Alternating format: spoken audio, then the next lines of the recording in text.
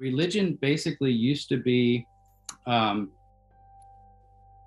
understood as a kind of ubiquitously present. It was intermixed with all different parts of life. In home life, there were, certain religious kind of practices and things that you were supposed to respect, and then in the realm of political power and authority, and various. But it was all layered, and there'd be different types. Societies that were Christian for very long periods of time, you would end up, even though they're all Christian, you'd end up with these layers because you'd have different branches, different types of monasticism, and they would have some competition and revival. They'd get corrupt, and another would kind of have a revival, and then you have the clerical orders, and the clerical orders would be mixed up in different ways with different rankings of nobility and whatnot. So there was this kind of organic layering, and religion played a role in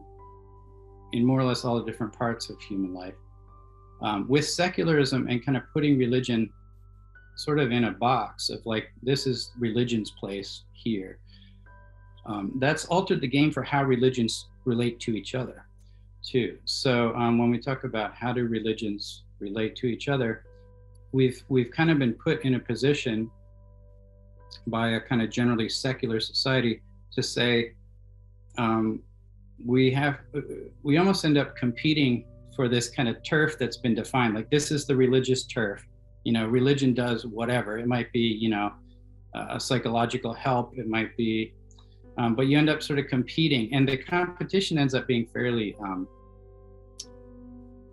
the competition between religions ends up looking pretty ridiculous in the context of secularism. It's like, these very old stories that, seem pretty dubious, and different religions have different old stories, but they all sound kind of, dubious, like nobody really knows exactly what the details of Buddha's life were, or Jesus's life. Like, do we even really know that much about these people? And it's, religions have been for a long time kind of, on the defensive, competing in awkward ways. And that's really made it difficult to talk about the relationships between different faiths, and how that would ideally happen. But I think faiths in a healthy human society, there should be a recognition that they have a lot to offer each other.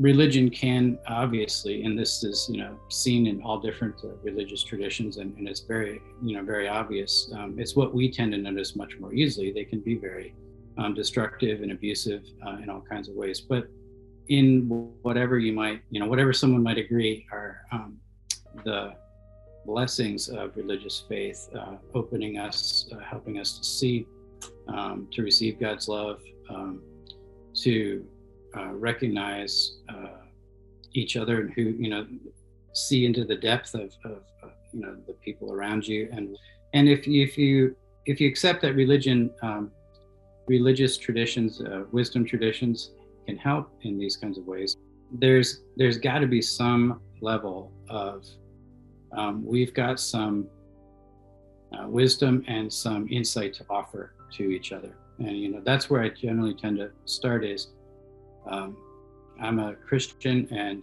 take the incarnation of Jesus Christ to be really central to all of history, and an understanding of what reality is, and how creation relates to God, and all these very basic elemental kinds of things.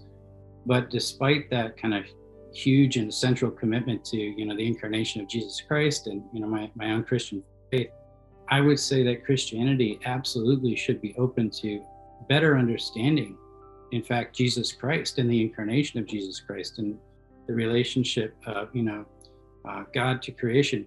We can better understand our own truth and our own theology as Christians if we're open to learning from metaphysical insights from Buddhism or Hinduism or Muslim, mystic theology. Like these traditions have things to teach us. And there's David Bentley Hart writes a good bit about this, obviously. but many scholars would agree that there's like one massive historical example of that happening. Platon, most of the classical kind of philosophies were really, in some ways, like wisdom traditions, not that dissimilar from, say, Buddhism or aspects of Hinduism, where they have religious, they're kind of a religious community and calling and practice and pursuit. So even Platonism, was really kind of as much a set of communal practices and commitments, a way of living, even religiously, as it was a kind of intellectual philosophy. But Platonism, almost every Christian historian, would agree at some level that Platonism actually helped Christianity.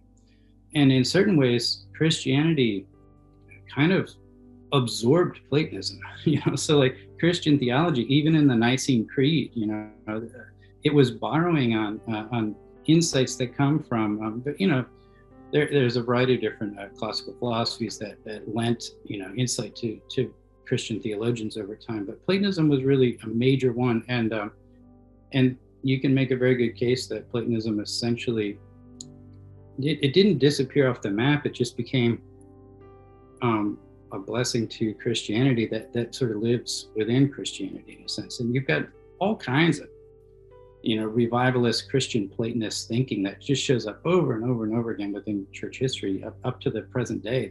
You could list a dozen examples of, great writers and folks that recognize this from all different Christian traditions and backgrounds. And I just think that's a historical example of what would be a great way for faiths to interact with each other, understanding that despite their commitments to their own central theological tenets and beliefs and practices, there should be something that we can learn from each other, and that can be a source of mutual thanksgiving and study and inquiry, and we should be grateful for each other as kind of a starting point.